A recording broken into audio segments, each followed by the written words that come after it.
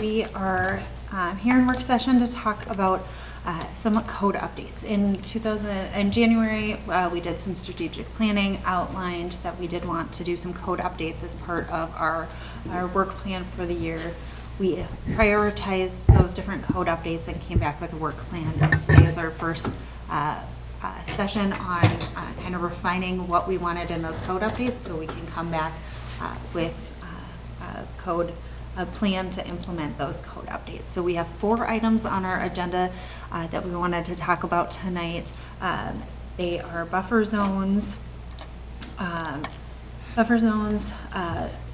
incentives for preserving natural resources, tree plantings, credits for tree plantings, and then zoning restrictions related to ecologically significant areas. So those are our 4 key topics that we'll be talking about tonight, and really we just wanted to have a discussion to understand where council is at with these different items to help us come back and bring forward a work plan for each one of these items and draft ordinance changes.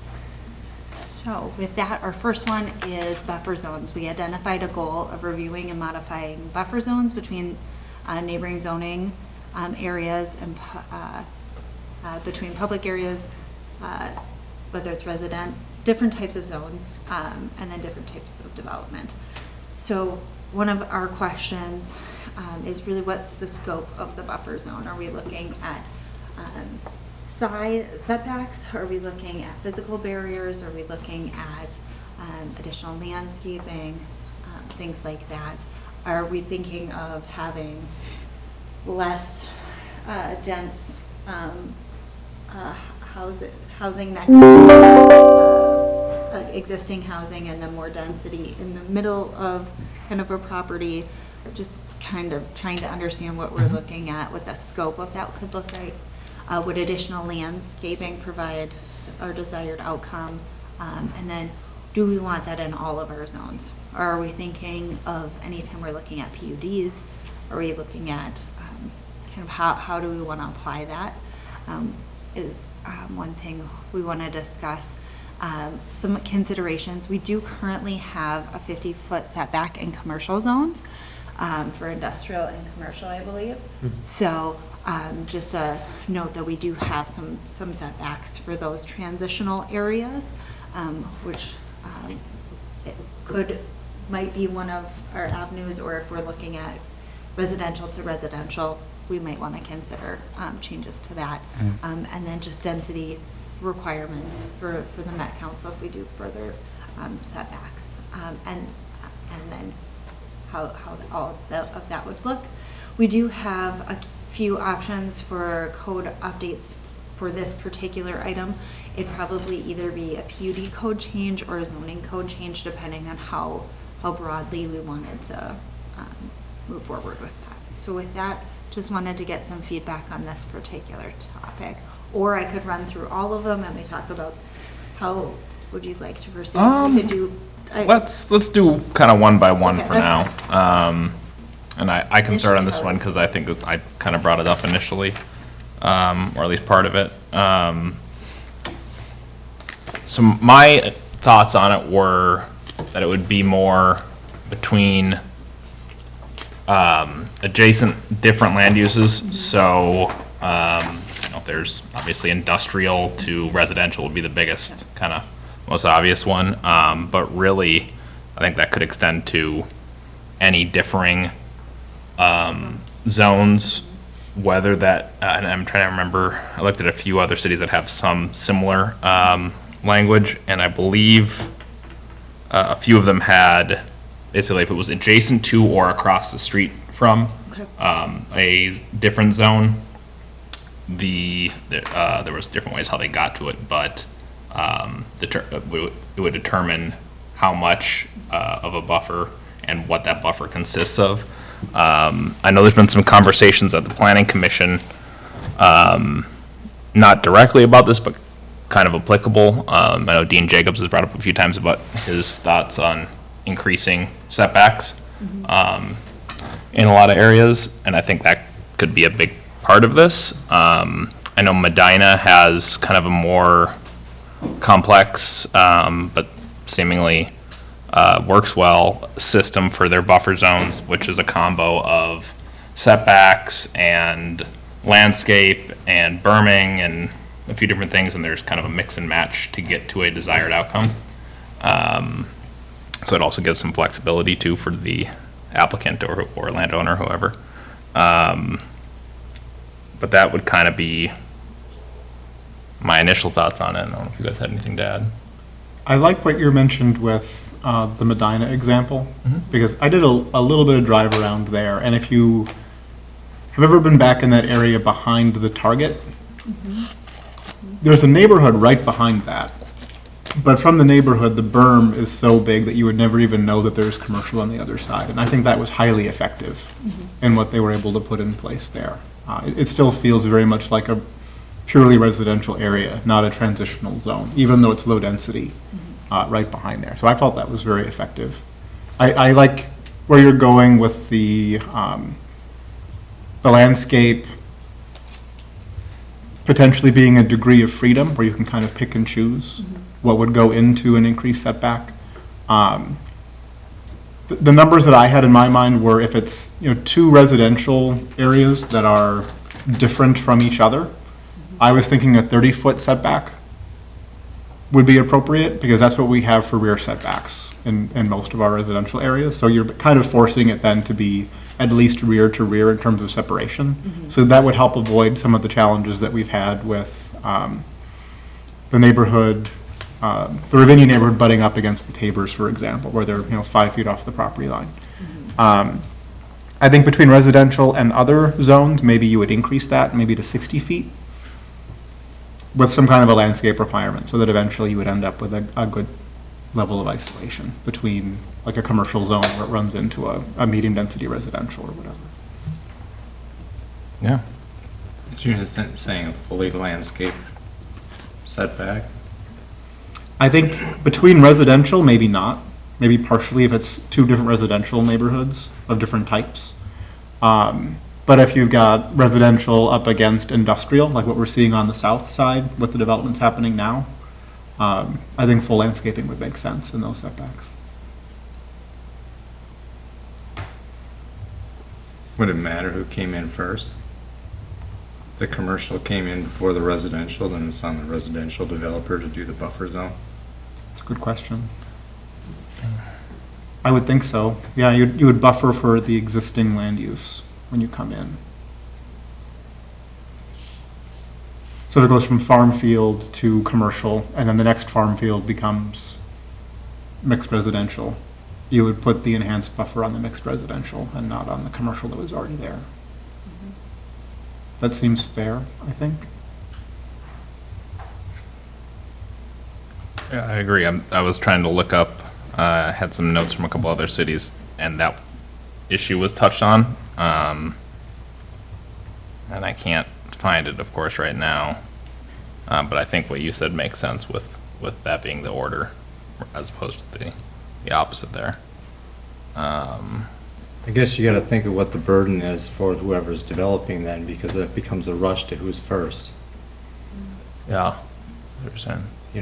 Yep. If it's cost prohibitive, you're going to force somebody to come in so they can keep their costs low and not have to do landscaping and rooming. You almost just want to spread the wealth across the whole thing. How so? Or how would you do it? Well, you apply a buffer to every zone, Okay. Or to every every development. property regardless of, so when one comes in, they have their own buffer. When the other side comes in, they have their own buffer. Right. Gotcha. Yeah.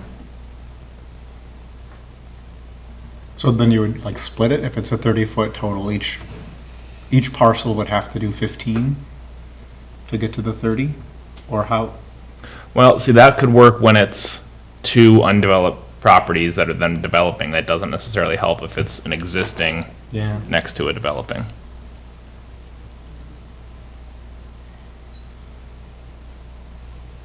Yeah, you'd almost want to apply whatever the setback is. So if your goal is 30 feet and there's already one there without it, then the one that comes in would be 30 feet. I guess if you're in two areas and they're both undeveloped, you could split it and say, well, this one's we know it's coming into the same land use as this one. It will be 30 feet, so yours is 15, and the other one would get future 15. Yeah.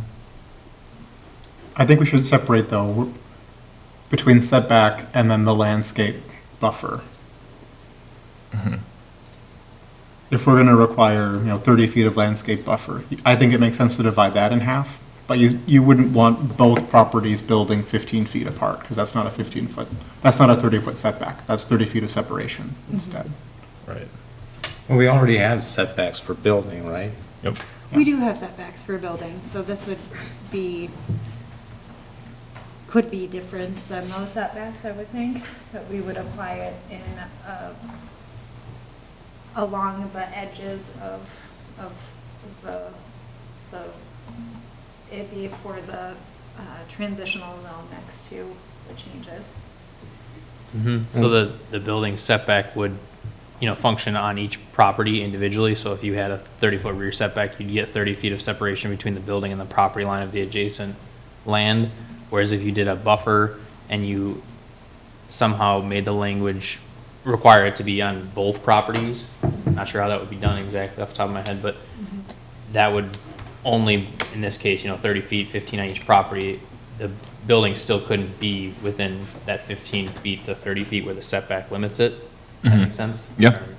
So there would still be a greater distance to the building than the actual buffer would be.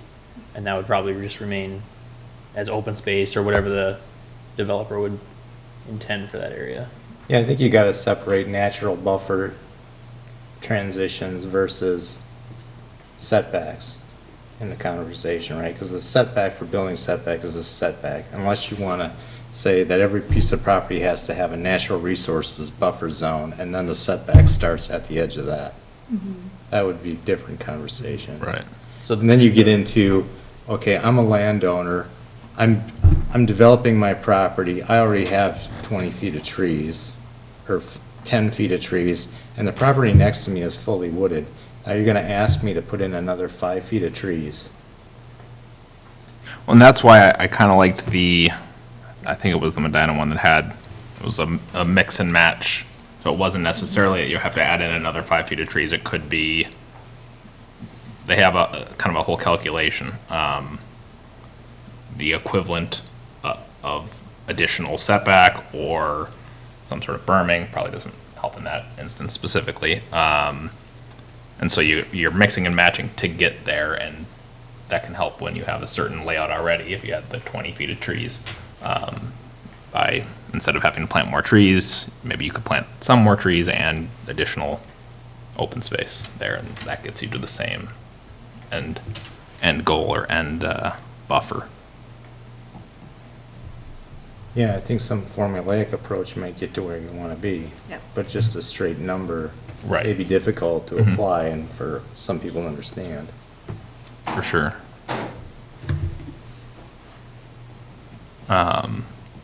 So does that, Yeah, I think that gives us, I have one more. Yeah. Yep.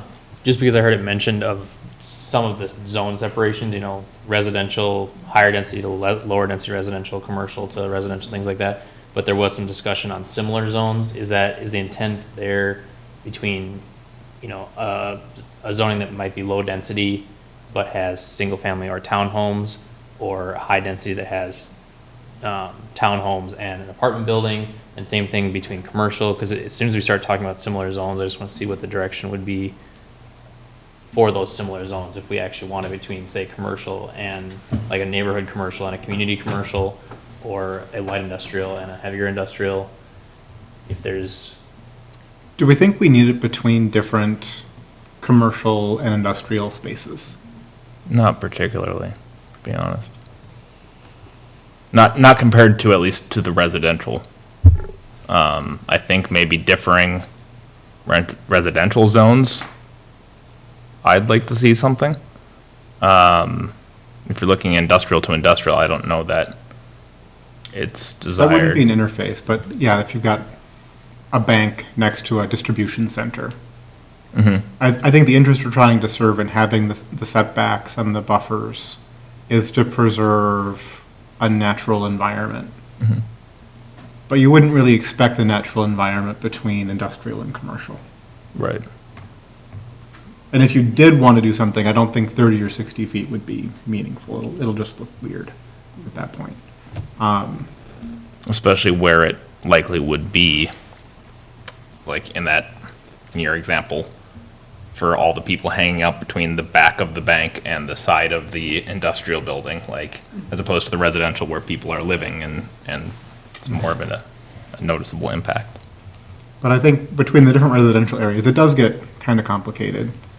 I would say apply, if there's different housing types, to Kevin's example, an apartment versus townhomes, if those are adjacent to each other, I would think you would want to have the expanded buffer. But if it's two different townhome developments, then they've got the same unit count and so on, I wouldn't think you would need an enhanced setback there.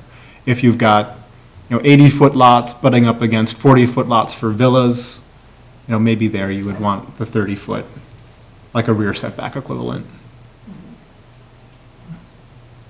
I'd agree. That's what I'm thinking. But single residential to single residential, low density.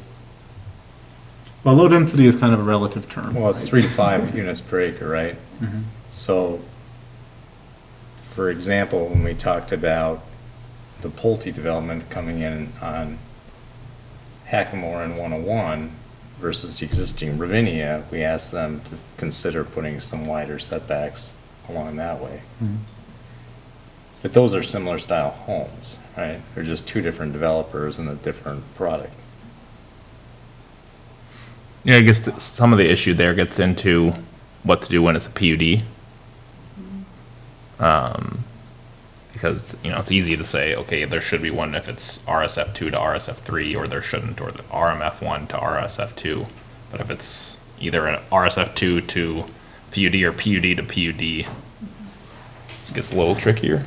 I'm thinking of like the Tabor example, right, where you've got a rural residential parcel, 40 acres or whatever it is, and then you've got a single-family home. It's still low-density residential, but it's only 5 feet off the property line because it's oriented to the side, so they're using their side setback.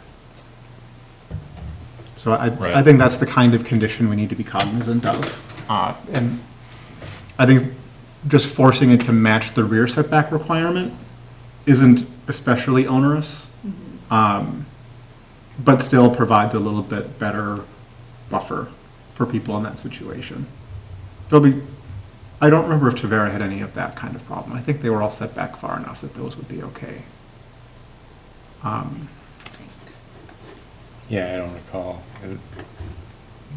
I think we put some type of conditions on where they had existing neighborhoods about the setback with the decks and all that stuff. Yeah.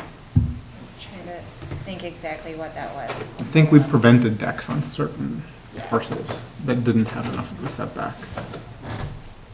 Yeah, and I think I thought there was additional setback or something. I can't remember off the top of my head. Yeah. I know that we talked about it because it was a big discussion point for those Snyder Road neighborhoods. Yeah. So in your commercial to residential, the example that I hear about is Nelson International versus Bellwether. So in that case, how would you envision whatever changes we would make would have benefited there? What would you have looked to see? I don't think this would solve the challenge for Nelson, because I don't think the issue with Nelson, I mean, it's 600 feet away from the home, so there's plenty of space. It's more the use type and whether the noise was compatible or not.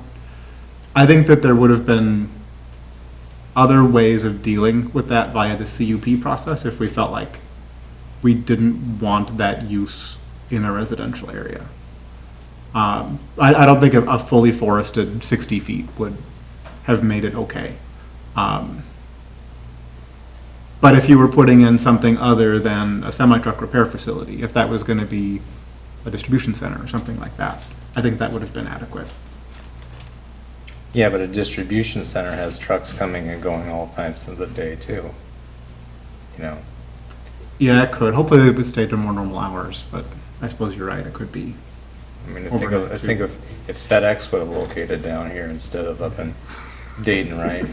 Think of the trucks coming and going then. Yeah. Yeah, that's a good point. And I think we did put conditions on noise and when they had to have their garage doors shut and light casting and things of that to try to, mitigate as much as we could for the neighbors. But, I don't see how this would have helped in that regard. So are you thinking something more significant or? No, I'm just trying to think of the examples Gotcha. that came up that Gotcha. raised the ire. Fact of the matter is, the developer knew it was commercial, they didn't care. Right. So,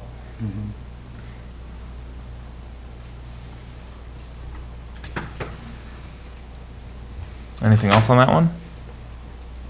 Staff have And some direction? I think we have some direction. Do we want to look at this in all zoning zones, or are we specific to PUDs? So- I would say, I guess it's not well, yeah, probably all zoning codes, certainly not just PUD in my mind.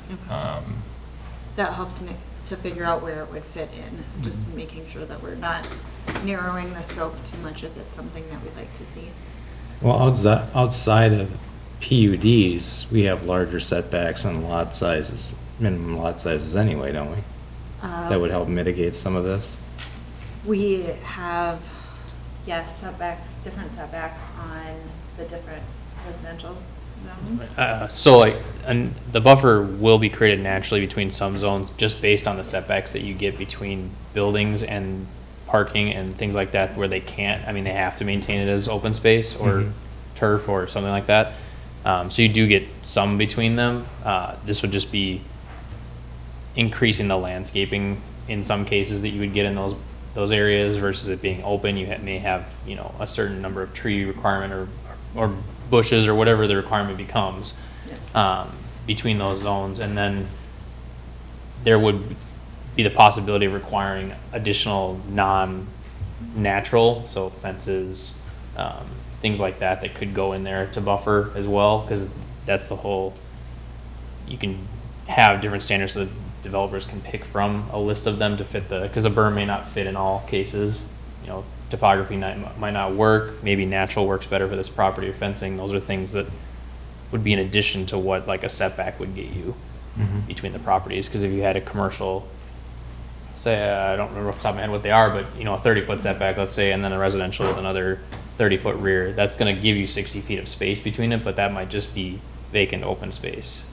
Whereas a buffer zone might create a landscape buffer, a fence buffer, or a berm with landscaping, or a wall, or whatever it might take, whatever form that might take. Yeah, I would think if you're gonna talk buffer zone, a natural buffer zone would be preferred, right? Because that facilitates wildlife movement and whatnot. And I'd rather look at rows of trees versus a row of fencing, Yeah, to be honest with you. for sure. I'd also be interested to hear what the planning commission has to say on this, given just Dean's previous comments about kind of some of the setback things he'd like to see. And I know there's been some different opinions from different commissioners about like the setback reduction that we have in code in certain circumstances. I know there's been some very strong opinions that we should have it and some that we should eliminate it for kind of the same end goal, but getting there differently. Could you, I've heard those same conversations. Could you eliminate the option to reduce and make the landscape requirement that we currently have as the contingency to allow the reduction, the regular requirement? So instead of, if you plant X, you can go to 60. Now, it's 100 and you plant X. Or X minus 1.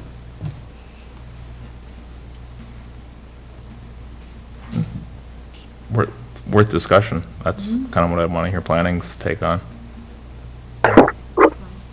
Good, so we can, with that, we'll be able to put Perfect. together some potential options for what it could look like. Sounds good. Let's go on to the second one. Perfect.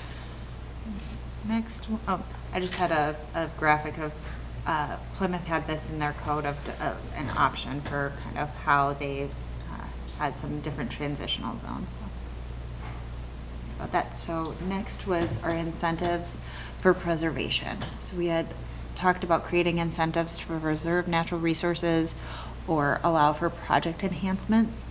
So we wanted to get some information on what types of natural resources are we looking to preserve. Should we preserve natural resources in all of the zoning districts? Or are there ones that we want in particular? Should we consider project enhancements such as innovative stormwater treatments, those kind of things that we want to look at? And then what types of incentives? Any ideas that council might, thoughts when we talked about incentives? And then additionally, both of these could either be in the PUD code specifically or in the zoning code across the board. Either of you want to start us out? I had one idea. I asked staff about it a little bit. So we don't want to create a requirement to try to preserve trees because of the possible negative repercussions of making it a requirement. So I think we're all sensitive to that. We want to make sure that it's a carrot approach, but not a stick. One way I was thinking of to deal with that, under the PUD requirements, we're kind of vague in the things that we're looking for and the requirements of those parcels and what the objective would be. If we made the objective of the PUD to preserve X% of high-value natural resource areas within the parcel, as defined on the comp plan maps, and have that be a criteria for allowing or disallowing PUDs, it's still a carrot in the sense that nobody is guaranteed to get a PUD, but it shows the value the city places on those areas, and would give us a reasonably high probability of retaining them as something is developed. We could set exit. I know the OSNP, I think, targets 50%. Maybe that would be a good place to start the discussion. And if there's multiple levels or multiple kinds of high-value natural resource areas on a parcel, you'd probably want to figure out, do you want to preserve 50% of the entire amount of all of them together? Do you want to preserve 50% of each of them? There's a few different ways you could approach it. Oh, it's interesting. Yeah, I agree with you. It's got to be a carrot versus a stick, because we've all seen what it looks like when landowners get scared with tree removal. It's a question of how you do it and what that incentive would look like, I guess. Mm-hmm. You know. So I'd be interested to see what that is. I think we could do it in commercial zones too. Maybe we don't have, if they retain more land around a wetland buffer or wood line, we don't have a tree requirement per se like we do per square foot.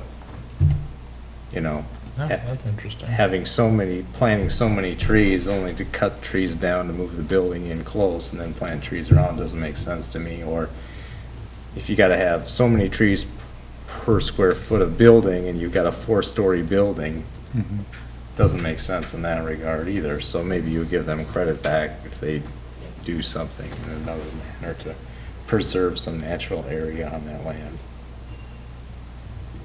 So. Yeah, that's really interesting, actually, to give some flexibility or at least options there with some of the tree planting stuff specifically in commercial, industrial. Yeah, I mean, we saw it with St. Therese, and we're probably going to see it tonight too. Right. Yeah. So, I'd be interested to see how that could look. Yeah. Jessica did find something already in code. Do you want to? We do have something in code. One second to pull. it up here. It is, we do have a section in code that does allow us to do some offsite credit. I think that it was that it might have been, not made it on the St. Therese piece, but it does allow us to approve it on a the city has a full ability to retain that, or to make those decisions. So one thing that we could look at is creating a policy for when we might apply that, to help staffing and the public understand when we would allow that. So that might be a good option for us to now kind of utilize. And it seemed like it also included provisions for cash in lieu as well, if that would be easier to execute. Yes. So I think that would be one of the things with the policy that we would want to understand where do those funds go and things like that. Is that going to, plantings at the park, or where how we would use that, but that could be an option for creating a policy that outlines how we get and use that. Yeah. I think the open space parks would be a great recipient of that kind of funding, as we're trying to build trails and boardwalks and landscape those. Yeah. May Go right ahead. I think one way to maybe consider it is to treat the vegetation credit or preservation process like we treat the wetland process. So that when developers or whatever the property, commercial, residential developers come in and they're dealing with wetland restrictions or limitations on their parcel, there's actually a system in place to obtain, bank, pay for, or use wetland credits. So, for example, if a site is really restrictive and development of the site might involve converting some piece of wetland on the property, it's not actually absolutely prohibited, but it's the developer's burden to pay for wetland restoration on some other parcel. So what I'm saying is that this kind of what you're talking about, it sounds to me like parallels that concept. We might have to sacrifice vegetation on this site for a greater good development, but let's make sure that as a community wide we have net gain of positive, desirable vegetation in another location. So maybe, the program does look to enhance, mitigate, restore areas that the city's already looking at for natural preservation, parkland, whatever, that kind of thing. So you would allow a developer to bank credits against that. My point is that that structure already exists and is well established and understood and used in the wetland arena. It seems like it might be an opportunity to sort of bootstrap onto that mechanism. You've already got a structure and a process in place, and developers understand the economics of that. It might be a good kind of parallel to use. Gotcha. One difference I'd recommend that in a wetland bank, it's acre for acre, right? Not always necessarily, but I think that's pretty close, yeah. So what I would say is that you look at a tree that's a 60-year-old tree that's got a 30-inch diameter different than you look at a 3-inch planting. And you say, you go in and do an inventory of the trees, right? And you figure out how big and how many trees you have, and then you have a formula to say it's not a 1-to-1 tree planting. It may be a 1 to 10 tree planting, depending on what they take out. And my guess is that experience has already been, people have already gone through that process in other areas. I don't think you'd have to invent the wheel on that, reinvent the wheel. Because clearly, a 150-year-old oak tree is worth more than a bunch of 20-year-old box elders. Right. From every regard. Yeah. I think that is one of the areas that Medina does cover, specifically that size and type of tree. Yeah. And I'm sure a couple others do. They're kind of blending together in my head. Which Quite a few codes in the metro that have a calculation that bases it on caliper inch or height, depending on the tree species. And then the formula basically comes out with a number based on how many calipers. So, a 6 caliper inch is going to be worth less than a 24 caliper inch tree. And then based on whether the community identifies it as a significant or kind of like a scrub tree, and whether you actually pay credit or have to replace it and pay a fee for it, or if it's, a diseased tree or buckthorn or something like that, where it wouldn't be worth a credit, and it's basing it on the species of the tree as well, to know Yeah. for evergreens versus overstories. Makes sense. Anything else on that one? Steph? Sounds good, yeah. Some direction? I think Perfect. That's great, we can look into that. And that kind of ties into It's what we were really in- just talking about for the third one. For Go the ahead. third one here, so is there any other additional things you want us to look at related to that? For the, For the credits for the plan? for, yeah, the more mature, I know this came up, like you mentioned at, St. Therese, a little bit, we talked about it. And planning commission's talked about it a few times. Yeah. I think that can kind of be tied into the stuff we were just talking about, so maybe that, maybe we just start with that and see if we need to separate it out and look at something else later, but probably can combine. I think that sounds great. And then the last one. And then the last one here is ecologically significant natural areas. At the goal-setting session, our goal was to review restrictions regarding ecologically significant natural areas. Are there concerns that we have with these areas? Do we want to preserve more or remove any items? And then are there incentives we'd like to do to help us preserve these natural resource areas and what those look like? And then again, we can either do that as a PUD change or a zoning code change across the city. I think this kind of, the notion of having a preservation of comp plan defined high-value areas as a contingency for PUD makes sense to me in terms of, again, trying to keep it optional. It doesn't prohibit people from modifying their land to remove those areas, but if they do, it would have to follow the straight zoning code, or they'd have to get variances for the things that are a problem. So I think it gives the city enough leverage to be able to be effective, but without infringing upon rights. One complication that I could see is if something is, naturally deteriorated, or been cleared, or, there was an oak forest and now it's got oak wilt and it's no longer viable. We wouldn't want to prevent somebody from being able to do a PUD for something like that. So maybe we would have a contingency where you would allow, replanting or creation of a different significant natural resource area on the property in lieu of what had been there previously, to allow them to requalify for it.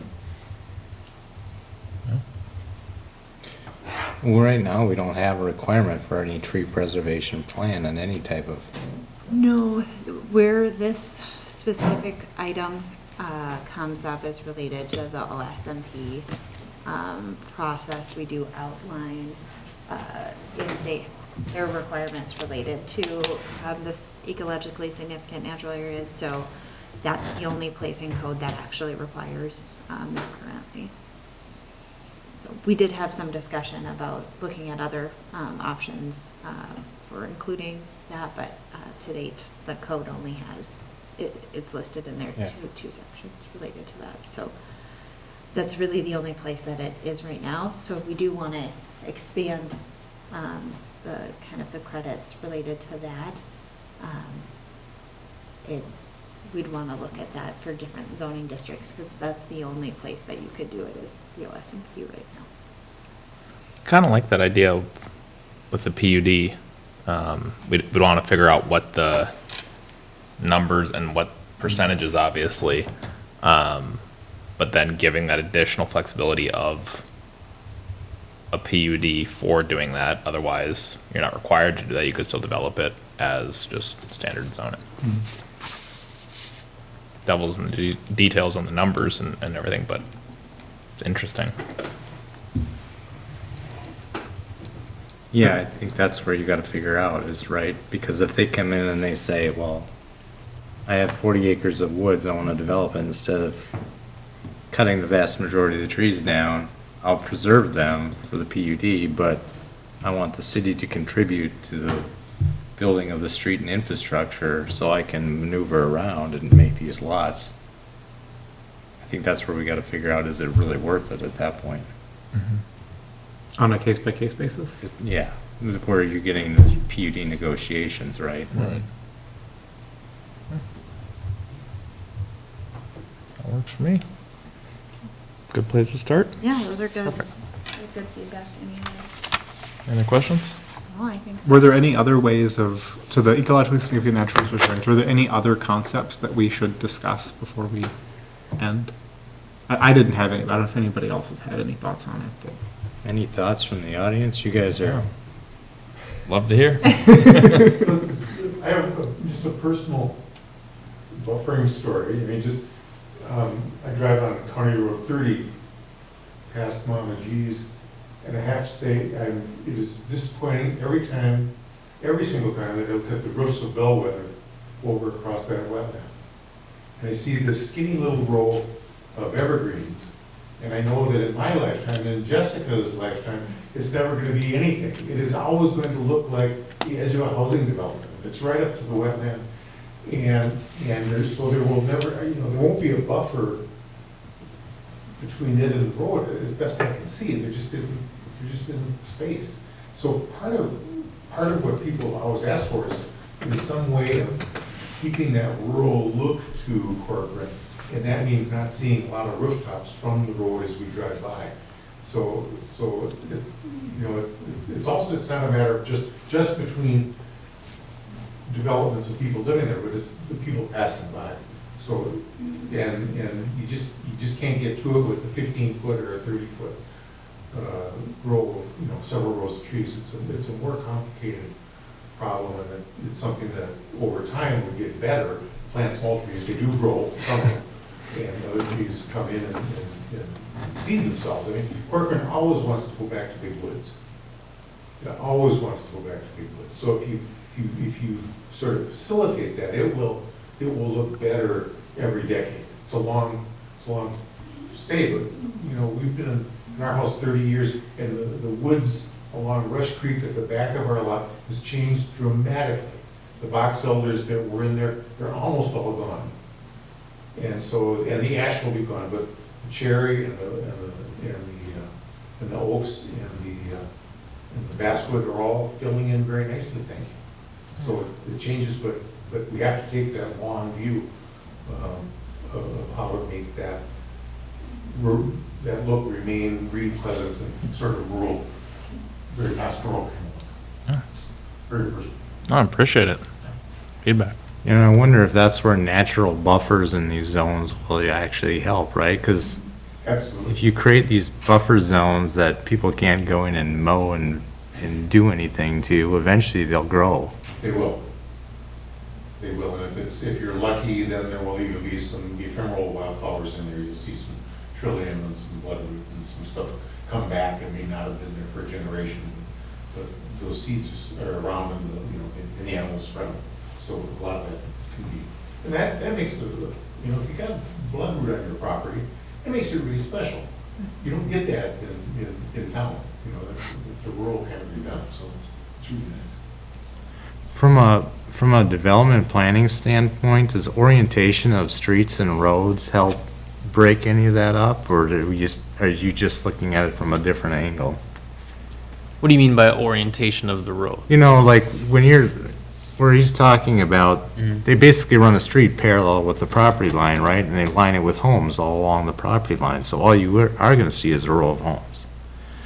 But if you do something where you maybe make the streets not linear in there and put some natural areas and break it up. I'm just trying to think of if there's a way from a planning side. And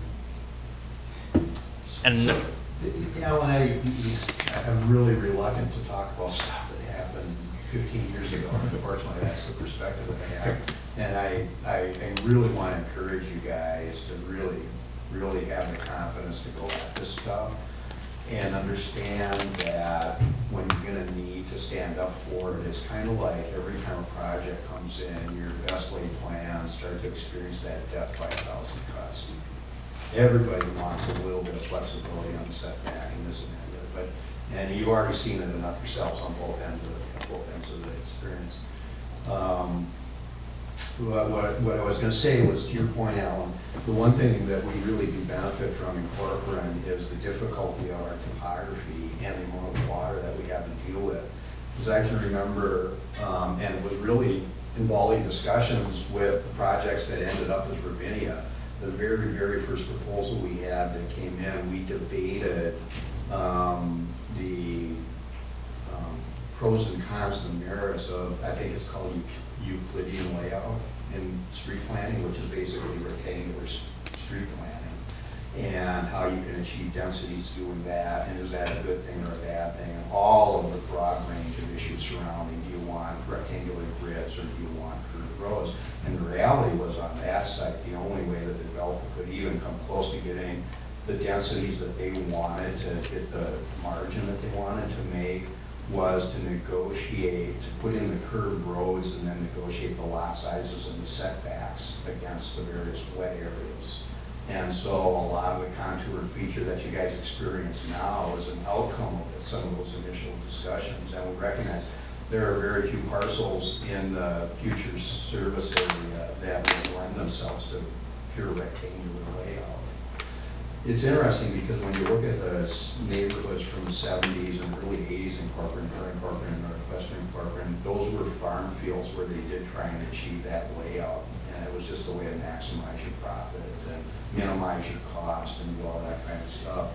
So I think maybe in my mind, the takeaway, the long-term takeaway lesson is think of ways that you can, if you want like curved roads and a maximum aesthetic achieved there, you have to understand what the trade-off is in setback and, you know, maybe infringing on the wetlands. But that again gets back to how skillfully can you negotiate those PUDs, because that's exactly what you're going to end up doing. The very first PUD, and this is the end of my story, the very first PUD that we approved for the Lennar project that died in the 2008 recession and then was reborn as Ravinia, we had, I think, 107 conditions on the PUD, and we gavelled the meeting shut at 3:30 in the morning. And it was just, we were negotiating tree by tree by tree on that. So it can be done. I guess that's not a horror story. That's an encouragement that if you want to sit there and do like this when they come in and say, no, you don't have enough oak trees, and you figure it out. You want to do this project, you figure it out. I encourage you to do that. Appreciate it. That's a good war story. Thank you. Yeah, it is. Appreciate the feedback, guys. Anything else? Nope. Me. Jeremy's. I had a different maybe. question, and I'm not sure if you're gonna have the answer to this one or not. In the planning commission meeting last time, they were talking about the comp plan has established a limit on density that we're trying to achieve. And we seem to bump up against that 3 to 5 a lot. I was wondering what it would take to change that target density and try to match what Medina has. I think theirs is 2 to 4 versus our 3 to 5. Because a lot of what we're trying to do with establishing, wider setbacks, more natural space, runs counter to the density that we've set ourselves to try to achieve. And I'm wondering how much flexibility we may actually have and what it would take to explore that change. Yeah, thank you, Mr. Nichols, Councilor Nichols. We, as a city, for urban service areas, have to hit 3 units an acre. That is the minimum threshold from the Met Council that we have to maintain. So there is options to go below 3 units an acre, say 2 to 4, or have a lower density area. You just have to make up the density elsewhere.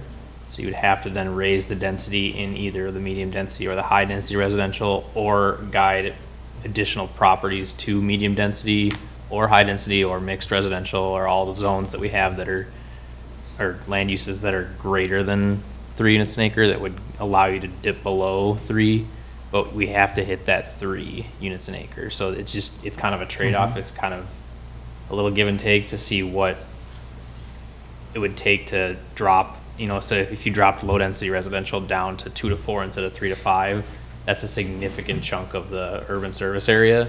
So in order to offset that, you'd have to up the density in medium and high density residential by a significant amount, or guide multiple residential properties from low density to either medium or medium to high or things like that. And I don't know the map by heart, but look, it'd have to be a thoughtful process to make sure that those properties would lend themselves to a high density character instead of a medium, or from a low to a medium. And that's just something that'd be a pretty significant staff effort to update that, because it's re-looking at all of the densities within all the categories in the comprehensive plan, and then amending, and an amendment of that scope would have to get approved by the Met Council as well, as with any amendment to the comprehensive plan. So So that's looking at the overall density throughout the whole MUSA combined? correct. Yep. Okay. Yeah, as part of the comprehensive plan, municipalities have to hit 3 units an acre within any urban service areas that are served by the Metropolitan Council. And so with that, a city has to establish that based on the census so that our plan goes up to 2040, based on the future population, we have to make sure that when we're providing the land uses for the different areas of the city, that we can hit 3 units an acre on average between all the properties. And so in order to hit that, typically you allow some properties to go slightly below 3 units an acre. So in the low density residential right now, some plats can come in below 3 units an acre. As a policy, staff tries to keep it above 3 to make sure we're gonna hit over 3 units an acre when we report back to the Met Council. But you can dip below that slightly, but that's the minimum threshold for the city as a whole, is to hit 3 units an acre. So we can have some come in below that as long as we get above that by the end of the development. Where are we trending now? We've had a couple of higher density ones with Cook Lake and Horse Creek Reserve. Can speak to the ones we've had approved that we've reported to the Met Council as part of the plat monitoring program. So at the end of the year, every year we report back to the Met Council on where all the plats came in for density. And because Cook Lake was just approved and hasn't actually been filed for final plat, we haven't submitted the report for that. That was also this year. So I know with the 20, and I'm gonna go off my memory here because I don't have it on my desktop. The 2020 had, like the last couple editions in Ravinia as well as Bellwether, and they all came in above 3.0 except for one came in at 2.8. And that was one of the editions in Ravinia, I can't remember which one. And then most of the others came in between, or like 3.3, 3.5, 3.4, and there was a single phase that came in at 4.8, which was didn't have as many natural resources, kind of was just homes and roads, so. Quick question, Kevin, and I'm trying to remember back, when we submit that information, is there credit for non-buildable acreage or wetland acreage? And how does that affect the calculation? Well, obviously, if you have a large I thought it's net parcel, buildable acres. that's not entirely buildable, Yeah. but it's within the development area. I can't remember how that affects that calculation. Yeah, we report in the net density, so that's gonna exclude all of the wetlands, county right-of-ways, areas that aren't buildable essentially. So that would be excluding all those wetlands and things and natural water bodies that we have. How does that calculation deal with commercial property where there are no residences? There wouldn't be one because there's no density because there's no housing. Okay, so it only applies to residential? Yeah, it's housing density, so it's only gonna apply to our residential areas. So theoretically, if we had a lot of industrial space, that would be exempt from the monitoring program? Correct, yep. The one thing we always sort of assumed happened is that explains the densities you see on the western borders of Plymouth and Maple Grove, because a lot of their development took place at a lower density, under a lower density environment requirement from the Met Council, and as they developed the last open space along our eastern border, that's why you're seeing those really high densities, is because it helps their numbers, helps them meet their numbers. And I think in particular, stuff near the Lions Park. Mm-hmm. Yeah. But you'd increase your density, right, by increasing your commercial and industrial zone too? Within the MUSA. No, the commercial industrial wouldn't have any play on But the, it comes out of your numbers, out of your overall acreage within the MUSA. right, it does in that regard. you have less It would limit acres. the amount of acres you have available for residential. Right, so the amount of, if you have 1,000 homes and whatever, right, you have 300 acres, you're sitting at your 3 units per home or whatever. And Alan, I think though, when we first submitted the plan, it was, we had to identify the guided acreage for residential development, and even if the commercial was in the MUSA, that didn't go into the calculation. so that pulls out and it's just, Yeah. Is that correct, Alan? I think that's the way. I think so. So so for example, if we were guiding 1,200 acres for future residential use, the calculation applied to 1,200 acres, and you had to reach, whatever, 3,600 units or whatever that would be. Even if we had 1,200 acres of residential in the future service area and 500 acres of future light industrial, commercial, whatever in the service area, that 500 acres would require additional 1,500 units of density. yeah, but if you pull out 200 acres off the 1,200 residential and increase your commercial Oh, right. size, Yeah. that's what I'm getting at. You change your density right there, right? Yeah, so, Mr. Schultz, the calculation is based off your 2040 future population estimate, Right? and so you have to provide housing in So the you have amount to expand the provided. MUSA based on whatever that, you're forced to change the MUSA based on your population estimates. Correct. You're forced to provide. It may not change the MUSA if you increase the density and say there's 1,000 extra people that are projected by 2040. You could make that up if you increased the number of parcels that are guided at a higher density, because you can make up the number of housing units within that. So Yeah. that might not change your MUSA boundary, but if you wanted to keep the same numbers without changing the guiding on any of the properties, you would need to, essentially get additional land to provide for the additional population. Yeah. And that would, And I should know this, but how do we change the MUSA line? How does that? any change to the comprehensive plan is an amendment, that would come through the city first and then have to get approved through the Met Council. So the city is the one that initiates the change in the MUSA line? Yeah, with this, the MUSA line is a little bigger of a change than the guiding of a single parcel.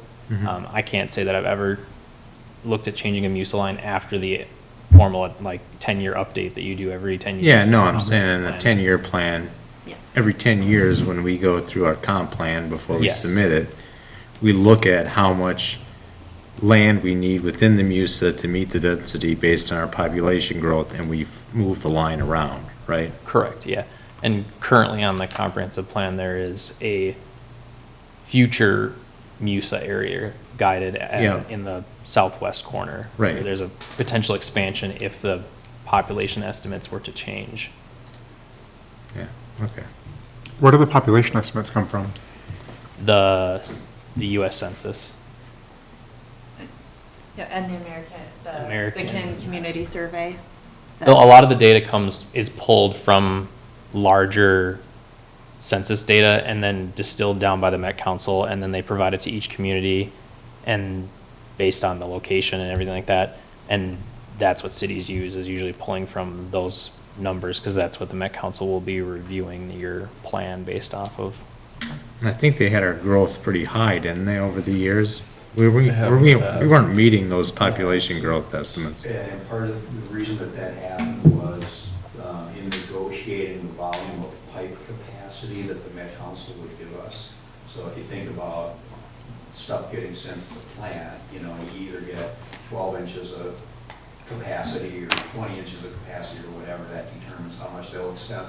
That's essentially a limited number for all of the northwest area of the Twin Cities. And back when we were negotiating that, it was kind of a push and pull. How much space will you reserve for us in the pipe, as against Plymouth and Maple Grove and Rogers and everybody else that wants space in the pipe. So there was a negotiation that involved a few moving parts.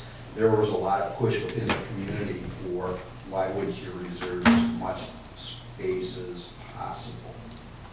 Why sort of inherently limit your growth by going in on the front end and saying, if in competing with our neighbors, we're willing to step back and only take 50% of what we think we could get.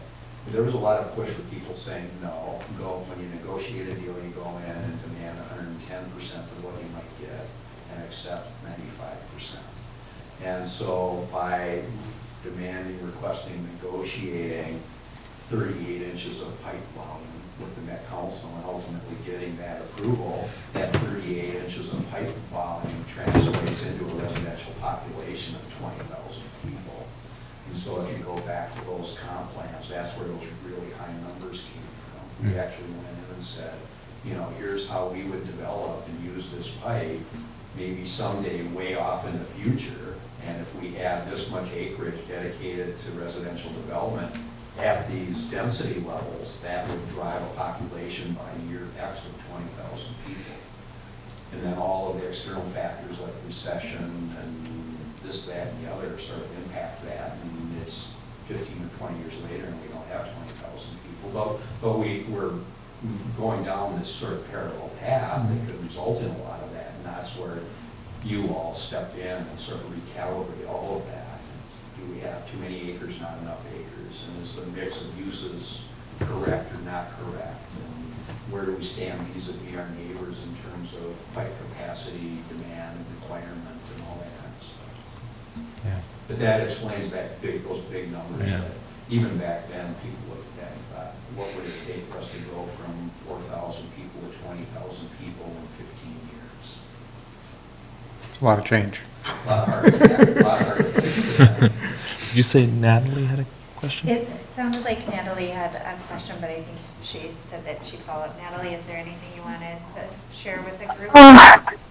Yeah, so Counselor Nichols had reached out last week, and I just was so busy this week, I haven't had a chance to let him know that when I compared Medina's land use table with our land use table, the other vast difference I saw is they have like 1,000 more acres specifically guided for park and open space compared to what we have. So I believe that's another reason why they're able to get away with the lower density target. So I think there are some things we could do in addition to what you were discussing with more commercial and industrial space, if that's a value that we want to pursue. But yeah, that seems to be the major driving differences is they have more commercial acreage and then they have significantly more open space acreage. So parks and open space come out of that count as well? Correct. We're getting a big park. That sounds wonderful. Folks have some ideas about that. Could you put up the future land use map? Sure, give me just one moment here. I can pull it up. I mean, we're not going to carve everything up right now, but We could conceptually. try. So the objective that I'm trying to meet in this conversation is a lot of us who live in Corcoran, and I think a lot of us on the council value natural space. And we repeatedly find our hands tied in our efforts to try to preserve it.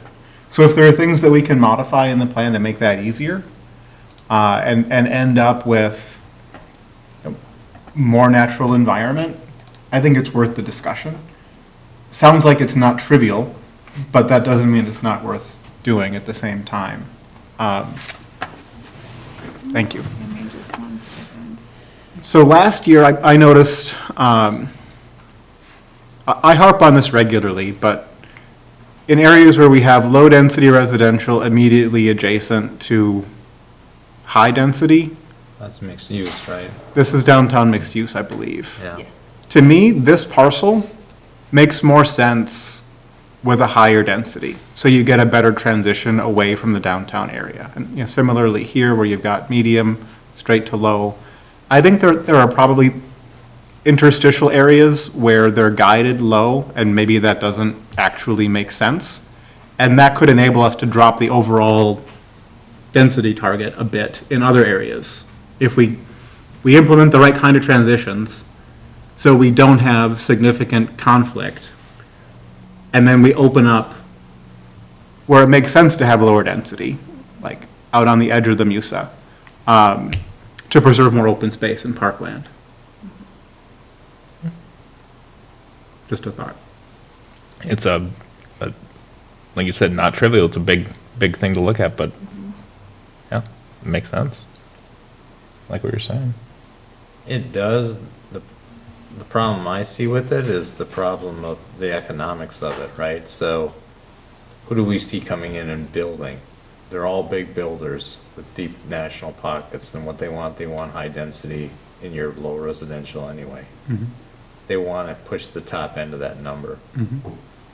So how do you get what you want when the only people coming to the table are those people? Is the question.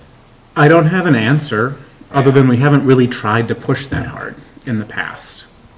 We haven't pushed to the point where we've rejected something. Cook Lake, we pushed a little bit, and we got some concession there.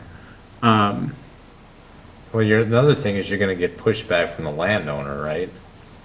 Because it really limits who the landowner can sell to. You know, landowner sees property going down here for $8 million for 40 acres, and they go, "Oh, I got an 80-acre parcel. I'm gonna get $16 million out of this deal when my time comes." But if their time comes that we've changed the density, where the density in that area now is the 2 to 3, because we can do it because of high density apartments and whatnot everywhere else. They may not have a developer that'll develop in that unless they get into a big specialty developer, you know. I like the concept. I wonder where it's gonna fall when it actually hits the road, you know. But to Ken's point, if that's the way the council wants to go, then the council has to make a stand in that regard. So, It's definitely a bigger conversation, several bigger conversations. yeah, and that'll span many councils. Yes, yeah, for sure. But, yeah, thanks for bringing it up. Yeah. Okay, if there's nothing else, There's I nothing will else. entertain a motion to adjourn. So moved. Second. All those in favor say aye. Aye. Thanks for your input. Yeah, appreciate Thank it, you very guys. much.